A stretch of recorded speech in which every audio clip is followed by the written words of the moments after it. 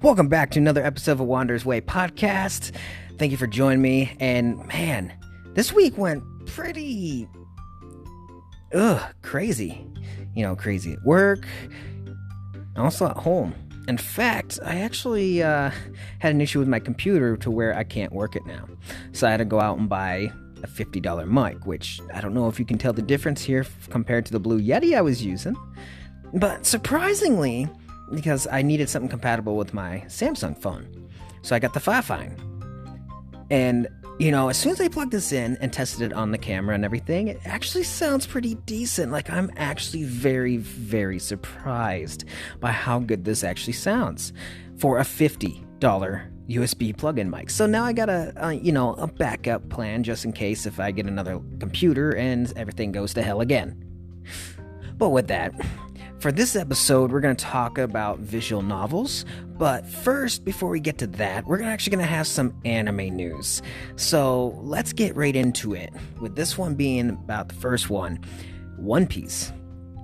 Can you believe it already? We are at episode 1004. Man, that is absolutely nuts! I remember when it first came out. I actually hated One Piece at first. I just wasn't into the character designs. But after that, a couple years afterwards, I think there was 5 seasons at this point, and then I binge watched it all, and now I'm up to date. Well, kind of. I haven't seen the last 6 episodes, and I need to jump on there and watch them. But still, just even being up near 1,000 episodes and being close to the current episode is astounding for anybody, in my opinion, especially with the amount of anime that I watch. Speaking about other anime though, so Sakai Project Rewrite Plus visual novel features content changes. The game was released last Friday, so apparently they have some content changes coming to it on Steam. So if you're into that, make sure you check out what the changes are.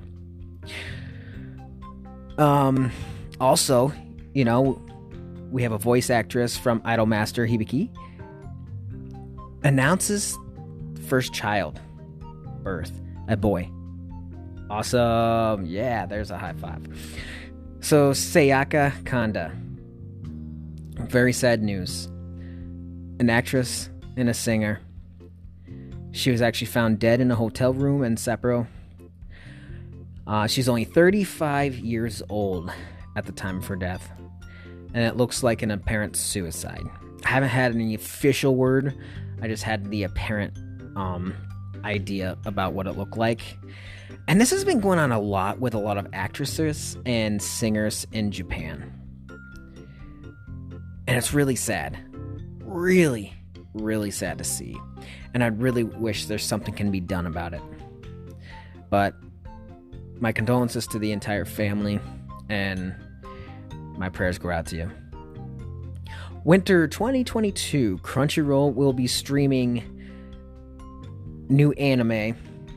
And yes, it seems so far away, but they are going to be streaming the Attack on Titan Final Season Part 2, My Dress Up Darling, Love of Kill, The Strongest Sage with the Weakest Crest, and Tokyo 24th Ward, plus several others. And now, the current anime rankings, top 5, as of this week. So, number 1, Rankings of Kings. Number 2, Mushoku Tensei, Jobless Reincarnation. I really hope I didn't just mess that up. Number 3, The High Key Story. Number 4, 86 Season 2. And number 5, The Aquatope of White Sand. Or On White Sand, excuse me, not of. Well, that being said, that's the quick anime news for you guys today. And next is going to be your main discussion of this podcast.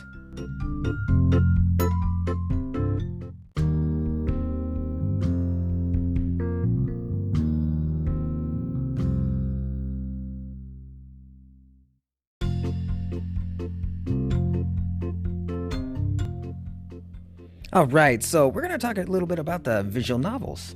And if many of you don't know what a visual novel is, it's a video game. but it's more focused on a storyline and less on gameplay. So yes, you do a lot of listening and reading, and time to time, pick and choose something to correspond with the outcome of the storyline. And yes, it's not for everybody. There's times when I couldn't play them just because I was so bored.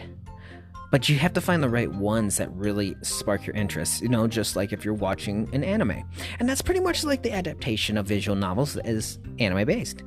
So the big key points of visual novels is that they have excellent presentation, graphics are great depending on what ones, like if they're high-end quality ones, the graphics are phenomenal. The story and the plot are always the top of the line. And they're fantastic with anime adaptations. But here's the thing, though. If you're about gameplay, about actually playing, moving your fingers around, doing something, visual novels is not going to be your thing. Even if you are an anime fan. Because there's times when I even struggle too, because I am a person that loves gameplay. Actually, I'm a mix. I'm an in-between kind of guy.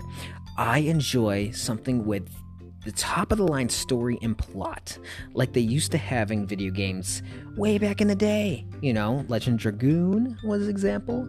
My favorite game. Absolutely phenomenal. And the gameplay was great with it, too. And that's what we've been missing in a lot of games.